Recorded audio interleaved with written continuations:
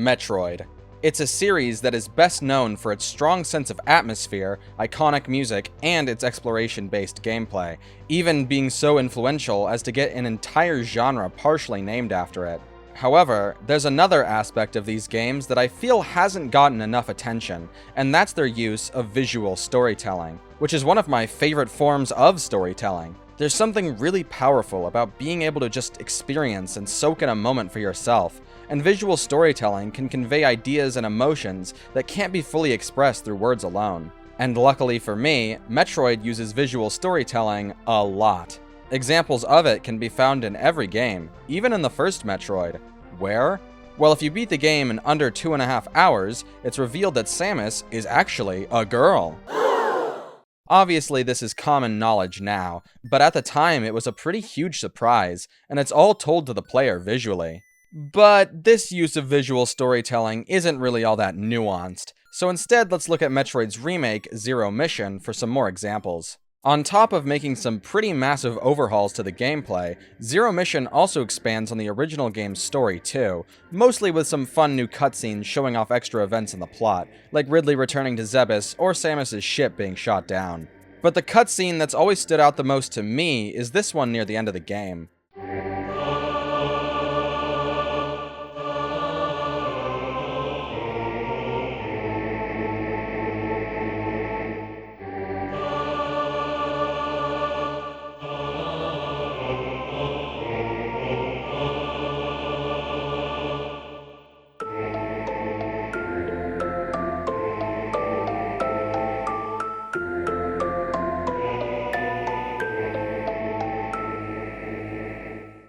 The way this cutscene is presented and framed is really quite brilliant. The colors turning gray imply that you are viewing an event from the past, and the image of this child fading into Samus tells you that this child is, or was, her. She's reminiscing on the past, her past, and the music here gives off a very strong feeling of nostalgia and duty. There's an official Metroid manga that gives more context to this moment and Samus' past, but even if you haven't read it, you can still tell what's going on here. It's an exploration of Samus' childhood, done without even a single word.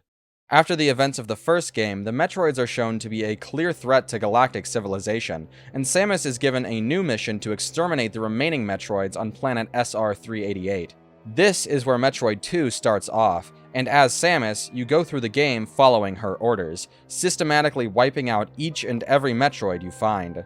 Eventually, you even find their queen, which you of course destroy. But right before you leave the planet, Samus stumbles across one last remaining egg. As she approaches it, a hatchling suddenly bursts out, but rather than attacking Samus, this baby Metroid imprints onto her, mistakenly thinking that she is its mother. I think the remake of Metroid II does a great job of conveying this moment. You can see Samus instinctively raise her arm cannon, but then she hesitates.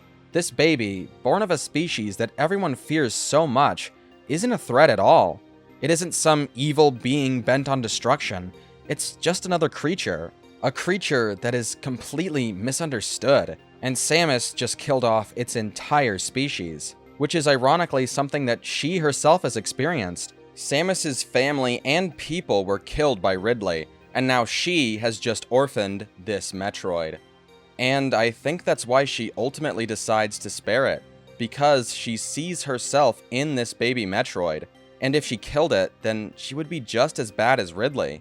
Of course, none of this is said directly, but I think the subtext is there. It's a really great moment, and it shows a more compassionate side to Samus' character that is not often seen in the series. The next game, Super Metroid, continues right where Metroid II leaves off, with Samus delivering the baby Metroid to Federation scientists at the Ceres research station. Thinking the hatchling is in good hands, Samus leaves to find a new bounty, and the space station is immediately attacked. Samus of course returns to help, but by the time she arrives, it is already too late. The halls of the research station are quiet, corpses are scattered about, and the baby Metroid is gone. Continuing on reveals where the hatchling went, but it's all just a trap for Samus.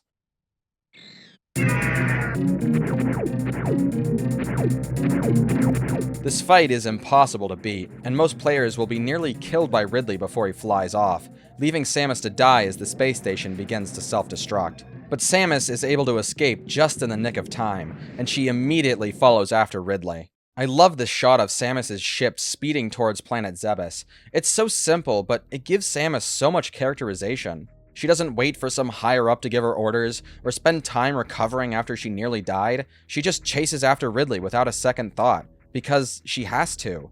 It's her duty to stop the baby Metroid from being misused. And if it were, it would be entirely her fault. Samus's original mission was to exterminate all Metroids, but her own empathy had allowed one to live.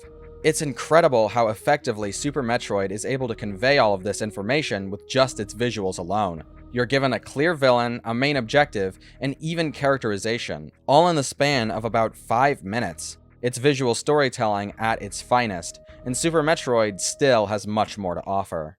There are numerous examples of visual and environmental storytelling throughout the game, like this armored body that you can find in Lower Brinstar. This corpse has sparked a lot of speculation in the Metroid community, and it's unclear who this person is or what they were doing. Maybe they were a soldier, or perhaps even a fellow bounty hunter who was adventuring through Zebes. What's interesting though is that this body seems to be leaking a yellow liquid. It's probably blood, but then why is it yellow? And how did this person die? Well, Kraid is in the next room over, so maybe he had something to do with it. It seems like a pretty good explanation, and I think this body is meant to warn the player about the upcoming boss. Speaking of bosses, the fight against Crocomire also uses visual storytelling too. To beat this boss, you have to push him back into a pool of lava, and the way he dies is really quite disturbing.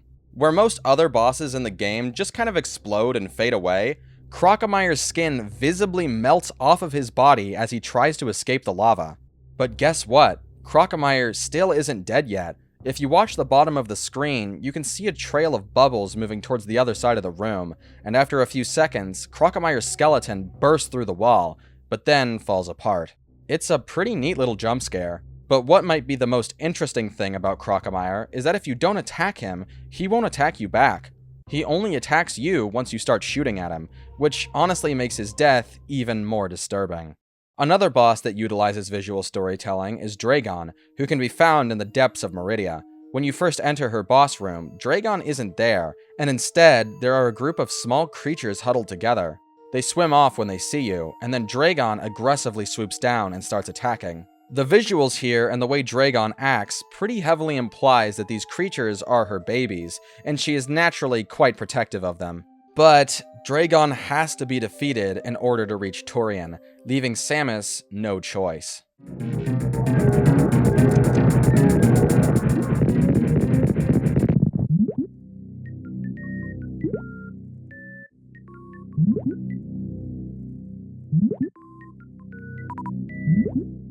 After this fight, you're finally able to reach Lower Norfair, where Ridley is hiding.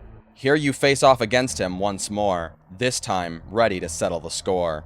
It's an arduous fight, but you and Samus eventually emerge victorious. However, this victory is short-lived, because in the next room over, the container holding the baby Metroid can be found broken and empty. Now, the only place left to go is Turian, the same place where Samus first fought the Metroids in the original game. And now they pose just as great of a threat as ever before, because more Metroids have been cloned from the hatchling. But where is the baby Metroid? Eventually, you'll stumble across this room, full of dust and withered plants. Enemies are frozen in place, and touching one will cause it to crumble away. There's even a Chorizo in this room, which is a boss that you will have fought multiple times throughout the game, but it too is just a husk, drained of all life. Finally, though, you find one living enemy. It starts towards you, but then...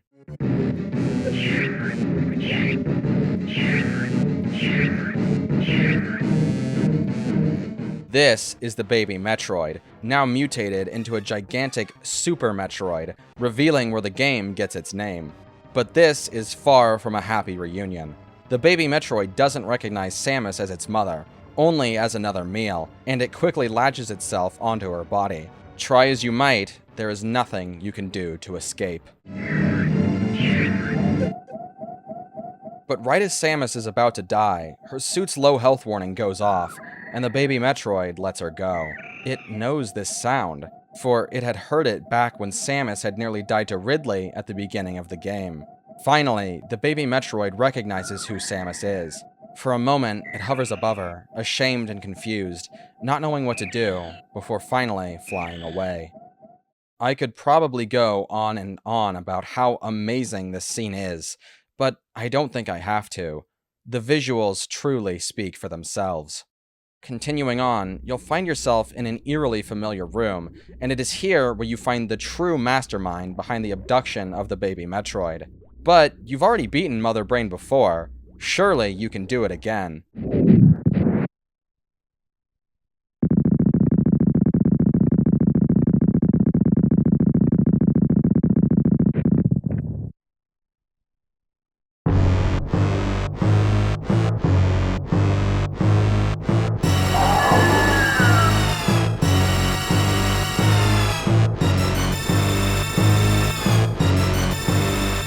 This time, Mother Brain is significantly more powerful than before, and Samus doesn't stand a chance. No matter how many missiles you pump into her head, Mother Brain will remain completely unaffected, and once she's had her fun, she goes for the kill.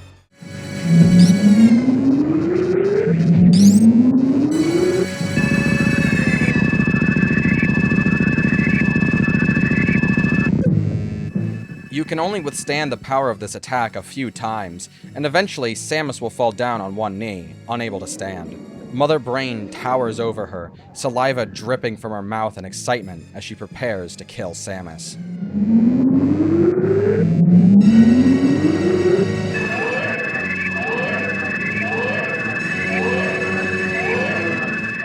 But then, the baby Metroid swoops in and saves its mother's life. It absorbs Mother Brain's energy, and then begins to transfer it to Samus, returning her health in the process. For a moment, it seems as if Mother Brain has been defeated. But then, you see her exhale. Drool drips down from her jaws, and her color quickly returns.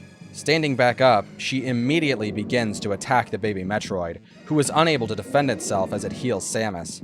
Each attack causes the baby's colors to change, and if you've played through the game, then you'll know what this means.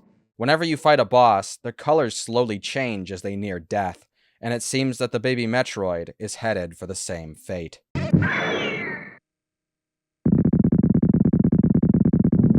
But as the baby Metroid dies, the power it stole from Mother Brain is transferred into Samus, giving her the Hyper Beam. Samus's theme begins to play, and when she stands back up, the player gets to enact her revenge on Mother Brain. The power of the Hyper Beam is devastating, causing Mother Brain to visibly panic and flail around the room. She attacks wildly, trying everything in her power to stop you, but it is far too late. There is nothing to protect her from Samus's fury.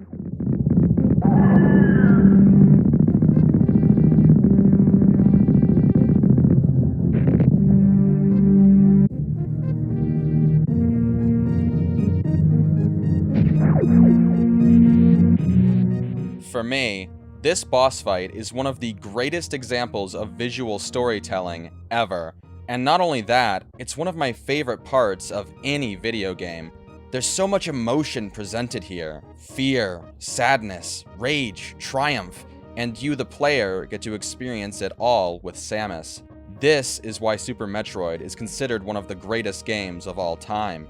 And for all of the people who still try to argue that video games aren't art, this moment definitively proves them otherwise. 8 years later, Super Metroid would be followed up by Metroid Fusion, and it utilizes visual storytelling just as heavily. I feel like a lot of people tend to criticize this game for its linearity, and as a follow-up to Super Metroid, I can definitely see where these people are coming from. However, I've never really minded it, especially since it's also a part of the plot. In Fusion, Samus isn't just chasing after some random bounty, she's on an official mission from the Galactic Federation, which is the primary government in the Metroid universe. Naturally, her actions are a lot more limited, and her mission is even overseen and commanded by one of the Federation's AIs. The result of this is that you probably won't feel as free as you did in the other games, and that's very intentional. The game strips you of your initiative and wants you to just follow your orders, but throughout the game, you slowly get that initiative back, and you can start doing what you want to do, regardless of what you were told. This was also done in order to create mistrust in the player towards the Federation, which the game further explores in some pretty overt ways, but also in some more subtle ways too. One of the first examples that comes to my mind is the famous Nightmare boss. If you don't know, the whole plot of Metroid Fusion revolves around the X, a newly discovered species of parasite that has the ability to rapidly multiply and can even take control of other organisms. This includes the Nightmare, a biomechanical robot created by the Federation, and even Samus's power suit too, which is nicknamed the SAX. Once the Nightmare is possessed, it begins to wreak havoc on the research station the game takes place in, and Samus is given the order to destroy it. Visually, it's a pretty weird-looking boss, with a kind of sad-looking face and a stitched-up mouth. Weirder still, it'll start crying green goop when you damage it. But the weirdest thing of all is the Nightmare's real face, which is genuinely quite horrifying. It also begs a lot of questions. Like, why did the Federation make this? What is it supposed to do? Is it sentient? It all feels really unethical. Something even more concerning can be found at the very beginning of the game, in this frozen room. Upon entering it, Samus will start taking damage from the cold, and most players will probably just leave so that they don't die. But if you do push further into this room, you can find Ridley's frozen body locked behind a door. And this is alarming for multiple reasons. First of all, Samus killed Ridley in Super Metroid, so how is he back? And why is the Federation keeping his body frozen? What are they planning to do with him? Clearly, the Federation is keeping secrets, but the biggest secret of all is revealed near the end of the game. After repeatedly ignoring your orders, you'll find yourself before the entrance to an unauthorized section of the research station, which you can break into after getting the wave beam. And once inside, you'll finally find out what the Federation is really up to.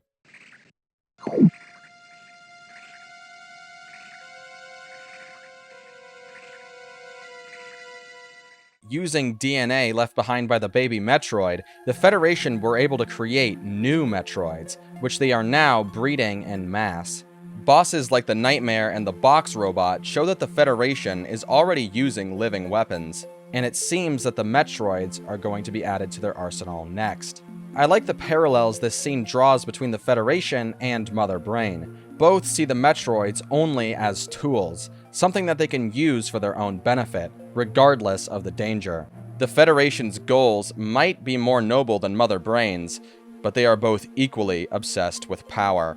I also really love how this moment is presented to the player. It isn't shown to you through some cutscene, you get to just walk around and observe the Metroid lab for yourself, making your own conclusions about what's going on.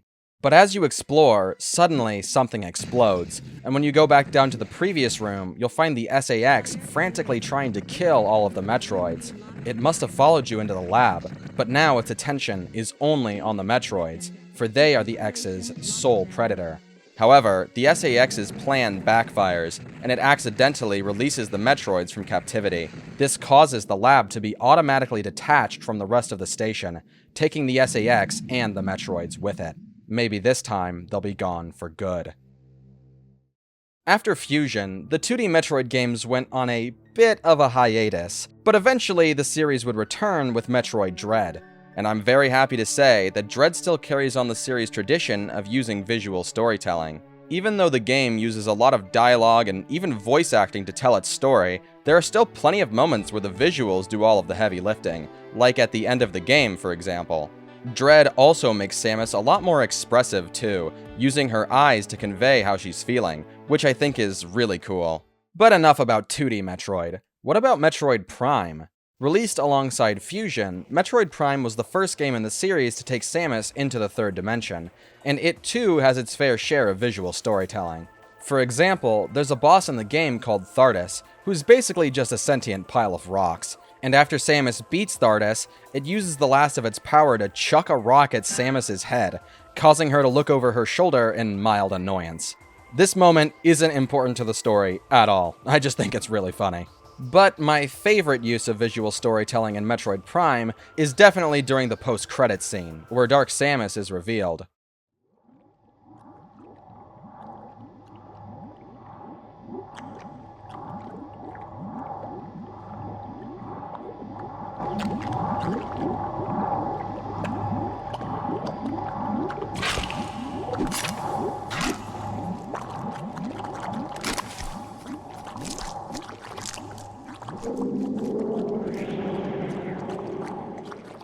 This whole scene feels like something out of a horror movie. It's so creepy and gross. I totally love it. The other Metroid Prime games have post-credit scenes too. In Prime 2, you get to see that Dark Samus is still alive after her defeat on Aether, and when Samus heads off at the end of Prime 3, another ship slowly pulls up and follows after her. But this isn't just any ship, it's the Delano 7, which is owned by a rival bounty hunter called Sylux. He first appeared in Metroid Prime Hunters, and then later in the secret ending of Federation Force, where he can be seen stealing a Metroid. It seems that he will be the main villain of Metroid Prime 4, and after all these years, I'm hoping that he lives up to his potential. But even more than that, I'm hoping that Prime 4 continues to utilize visual storytelling, because at this point, it's become a staple of the series. Every Metroid game uses it, and if they didn't, I really think the series would lose a part of its value. Sure, you can tell the story of Samus Aran, but how can you know who she is without showing it?